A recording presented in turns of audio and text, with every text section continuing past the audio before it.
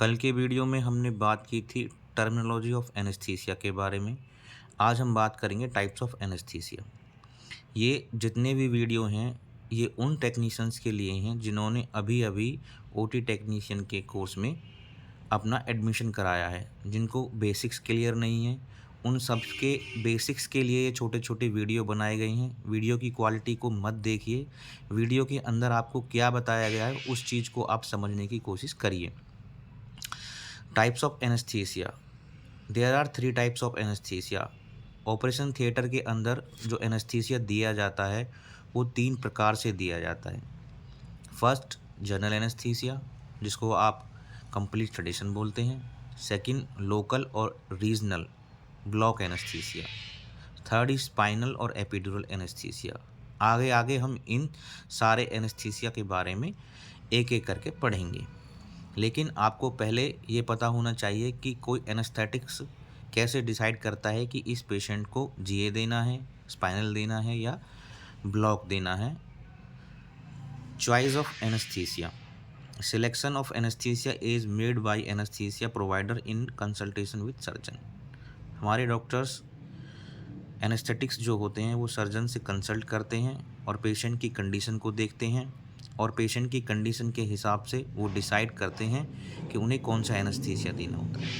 यदि आपके सर्जन को सर्जरी करने में ज़्यादा लंबा समय लगेगा तो आपके एनेस्थेटिक्स डिसाइड करते हैं कि वो पेशेंट को कंप्लीट जीए दें, लेकिन उसके लिए वो पेशेंट्स की कंडीशन देखते हैं कि पेशेंट्स जीए के लिए फ़िट है या नहीं है। या आपके सर्जन को सर्जरी करने में 1 से 1.5 घंटे का समय लगेगा तो वो डिसाइड करते हैं कि वहाँ पर पेशेंट को स्पाइनल लिया जाए। और कभी कभी ब्लॉक्स भी दिए जाते हैं जहाँ पे छोटी सर्जरी होती हैं। तो ये सब एनेस्थेटिक्स डिसाइड करते हैं पेशेंट की कंडीशन इन चीज़ों को देखते हुए। इन आइडियल एनेस्थेटिक एजेंट और techniques should be include the following characters. एक एनेस्थेटिक्स के पास ये आइडियल कंडीशंस होती हैं कोई भी एनेस्थीसिया चूज करने के लिए, या वो पेशेंट्स की कंडीशंस को देख के डिसाइड करते हैं कि उनको क्या देना है। First, provide patients comfort.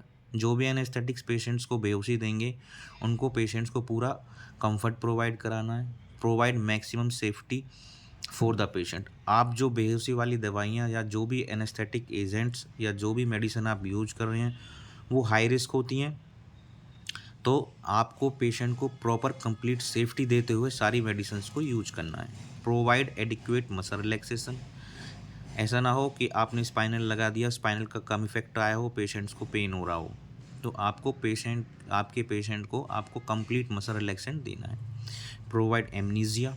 Amnesia क्या होता है? ये एक मेडिकल कंडीशन होती है जो सर्जरी के दौरान आपकी बातों को आपके माइंड में ना रहने दे। ऐसी मेडिसिन्स आपको दी जाती हैं कि जिसकी वजह से आपको कोई भी याददाश्त आपके दिमाग में ना रहे। Have a rapid onset and easily reversibility. देखिए, आपको जीए दिया गया हुआ है तो ये ना हो कि आप जीए से वापस ही ना आए, आपको थोड़ा 2-4 घंटे के लिए वेंटिलेटर पे आईसीयू वगैरह में रखा जाए। नहीं, उसी हिसाब से डोज देनी चाहिए ताकि आप टाइम से रिवर्स कर सकें पेशेंट को। Provide minimum side effect. कम से कम पेशेंट्स को साइड इफ़ेक्ट होनी चाहिए। Low index of toxicity. Patients को मेडिसिन की टॉक्सिसिटी भी नहीं होनी चाहिए। The patient's ability to tolerate stress and adverse effect of anaesthesia and the surgical procedure depends on respiration, circulation and the function of liver. सबसे पहले patients की tolerance power को देखना चाहिए कि पेशेंट कितना एजिड है, पेशेंट का ईको कैसा है, पेशेंट का ईसीजी कैसा है, पेशेंट पहले से किसी और बीमारी की दवाइयाँ तो नहीं ले रहा, उसको बीपी तो नहीं है, शुगर तो नहीं है, उसको न्यूरोलॉजिकल कोई डिसफंक्शन तो नहीं है, या पेशेंट की पहले कोई सर्जरी तो नहीं हुई है, या उसको रेस्पिरेशन में कोई दिक्कत नहीं है, उसके लीवर फंक्शन के सारे टेस्ट, किडनी फंक्शन के सारे टेस्ट, एंडोक्राइन सिस्टम के सारे टेस्ट, सेंट्रल नर्वस सिस्टम के सारी चीज़ें। जब तक एनेस्थेटिक्स सारी चीज़ों को क्लियर नहीं कर लेता है तब तक एनेस्थेटिक्स दवाई देने के लिए प्रिपेयर नहीं होता है। तो ये सारी चीज़ें एनेस्थेटिक्स पहले क्लियर करता है, उसके बाद आप एनेस्थीसिया के लिए रेडी होते हैं। Thank you.